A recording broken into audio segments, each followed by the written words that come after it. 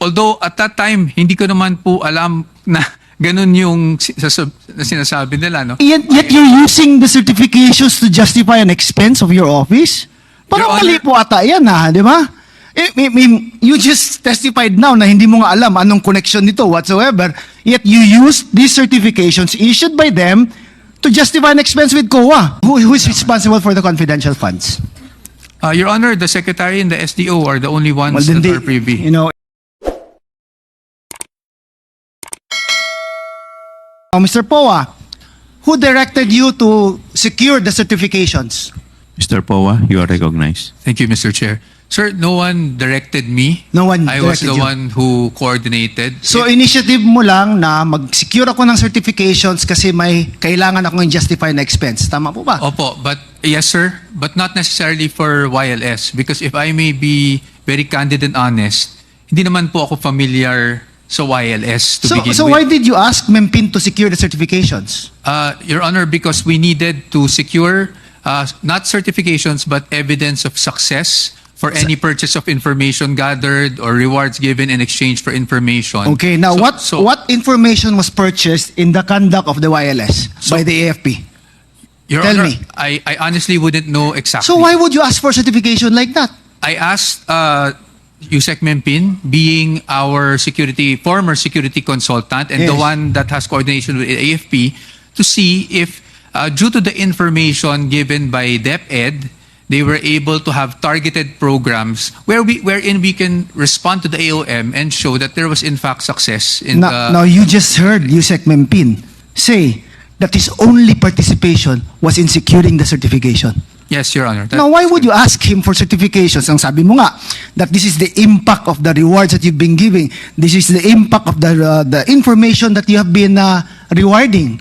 Di ba, what is the impact there? Tell me, Mr. Poa. In my impression, Your Honor, Mr. Chair, is that if the AFP were able to target, kumbaga, hold not just YLS but hold programs, targeted groups because of the information provided by Deped, then that would show that it was successful. Okay, what information was provided by Deped? And to whom was this information provided? Your Honor, I really, Yes. I am under oath. Yeah. Hindi ko talaga alam. O kaya kung nga, hindi anong mo alam, operation. hindi niya rin alam, yet you're just using these certifications to justify something. Your Honor, Hindi mo, hindi mo alam ano ang rewards, ano ang i-reward mo. Hindi niya alam ano ang information na binili ninyo, di ba? Yet you ask Yusek Mempin to secure certifications. Si Mempin naman, secured certifications from activities conducted by the Philippine Army using their own funds. So saan dyan ang ano? Tell me, explain to me, Mr. Poa, where is the connection of the justification for this expense with the certifications issued by them and in relation to supposedly the rewards for the information that you gathered by using confidential funds? Yes, Your Honor.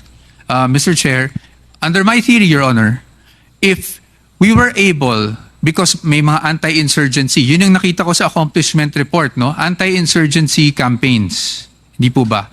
So, anti-extremist campaigns. So, that's why I approached Yusek Mempin and said, meron ba tayong makukuhaan ng any report or any certification, kasi yun ang nasa JMC, showing that because of the information that Deped was probably able to give the AFP, na target nila kung sino yung mga susceptible to insurgency and were able to at least prevent them from being recruited. And in this case, ang nabigay po nila would be seminars. And that is why yun po ang sinubmit ko sa sa response namin sa AOM. Okay, now parang for me, forgive me Yes, po, I understand. ang labo kasi na you saying na ito yung information that we gathered using this reward money supposedly, and that in effect the AFP conducted these seminars. Tama po ba? Yes, Your Honor. But from the testimonies that you've heard, walang connection whatsoever ang activities nila sa yung activities na sinasabi mo. Yes, Mr. Chair. Yes, Your Honor. Although at that time, hindi ko naman po alam na ganun yung sinasabi nila, no? Yet you're using the certifications to justify an expense of your office? Parang Your mali Honor- po ata yan, ha? Di ba? I mean, you just testified now na hindi mo nga alam anong connection nito whatsoever, yet you use these certifications issued by them to justify an expense with COA. Mr. Chair, Please continue. respectfully, Your Honor, ang confidential funds, hindi naman talaga sa pagkakaalam ko, no? Theoretically, hindi naman pwede ibigay ng isang ahensya sa kabilang ahensya yan. That is something that you can only use as per the JMC for purchase of information so that you can Can approve, I stop you etc. there for sorry, Mr. Poa. Pero, yun na, paulit-ulit tayo na it all boils down to the fact that you are using a certification of an activity of a different agency who never spent any single peso coming from your office to justify your expense. Tama po ba?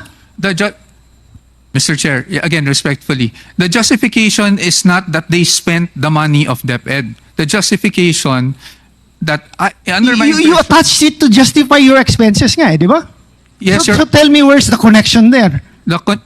Mr. Chair, Please continue. respectfully, the connection, Your Honor, is if they were able to hold yung seminars nga, which in the beginning, hindi ko man lang alam na seminars yung ibibigay na certification po, just to be clear. If they were able to hold the seminars in certain locations because of information given by Deped to them that these locations have vulnerable learners that wherein seminars have to be held, for example, yun po yung justification namin na nasubmit sa COA on the success of the expenditure. But not success meaning binayaran po namin ang AFP. That was never the impression, Your Honor. So ang sinasabi mo is that AFP conducted these seminars because you gave them the information that this sector is vulnerable. Not me per se, but that is the theory, Your Honor. Yes, Okay. Your Honor. AFP. Colonel Buransing, sir. Colonel Boransing, you are recognized. Yes, thank you, Mr. Chair. When the YLS was conducted in your area by your division, you conducted it because it was a regular program of your division. Tama po ba? Yes, Mr. Chair.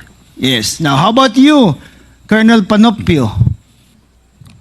Did you conduct a YLS in your area with your division or with your battalion because it is a regular program of your battalion or of the FP? Yes, Your Honor, Mr. Chair. See? Mr. Poa? Do you want me to ask the others? Oh, They will still be giving me the same answers po. yes, Mr. Chair. Your Honor, I am not in a position to really tell you kung talaga ba- Then who is in position to tell me that? Your Honor, Sino? it would probably be the Secretary, Your Honor, or the ones that are responsible for the confidential funds. Kasi wala naman po talaga, and again, I'm under oath, wala po talaga So kaya- akong... Who is responsible for the confidential funds?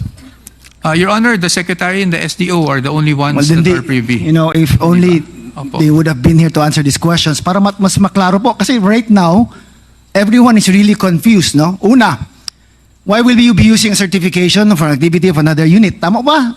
It's confusing, right? If it's just between us nga, it's confusing eh. Now, if you hear the answers of the AFP, silang lahat had nothing to do with Deped. When they conducted the YLS, it had nothing to do with Deped. It was their own programs that they were pursuing. Now, here comes Yusef Mempin collecting the certifications from the activities conducted by AFP, submitting it to you, and you submitting it to COA to justify your expense.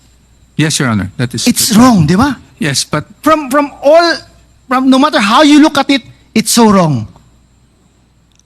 Mr. Chair, yes. Please proceed. But yes, factually, that's really what happened, Your Honor. I got the certifications, I got the documents evidencing payment, the DEPs, which are the acknowledgement receipts. I attached them because that's what COA was looking for, and I submitted to COA, Your Honor.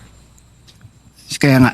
Anyway, I've already asked my questions, Mr. Chair. Thank you, Mr. Chair. Thank you. Mr. Chair. Briefly, you are a lawyer, tama po ba? Yes, Your Honor. Yes. Ang tanong ko lang, hindi po ba ninyo binasa muna yung justification bago ninyo sinubmit sa COA? Kasi po, ang hinahanap po ninyong justification sa AOM is insurgency. Tama po ba? Opo. Tapos ang sinasubmit ninyo seminar. Ah, Hindi po ba medyo... Siyempre tayo, abogado tayo eh. Mabusisi tayo sa mga dokumento eh. yes. So, hindi ba parang... Well, ako, napapanood ko po kayo. Napakagaling po ninyong sumagot. Very articulate po kayo. Very sharp po kayo as a lawyer. Pero dito po, parang hindi ako makapaniwala na nag-submit kayo ng isang dokumento na iba yung intention. Ako, Your Honor, I wouldn't have any personal knowledge on coordination except I cannot tell you the date. I don't remember now, but there was at least a parang MOA sign, dapat MOA na fino-formulate ang operations team namin with the PNP during my time as Chief of Staff. Pero hindi na-conclude yun while I was still there, Your Honor. Yung certifications naman po, sir, if Yes, Mr. Chair. please proceed. The reason why at that time I thought that it was at least yan kasi yung natanggap ko and I thought appropriate na rin to isubmit is because based on the wording of the certifications, nakasulat naman po doon that these YLS seminars were conducted in coordination and from information gathered from Deped amongst one of the agencies. So, since yun po yung certification at yung wording, at least at that time, I thought it was appropriate na po. Now, whether or not it is appropriate for COA or for this committee, at that time po, I just submitted what was available.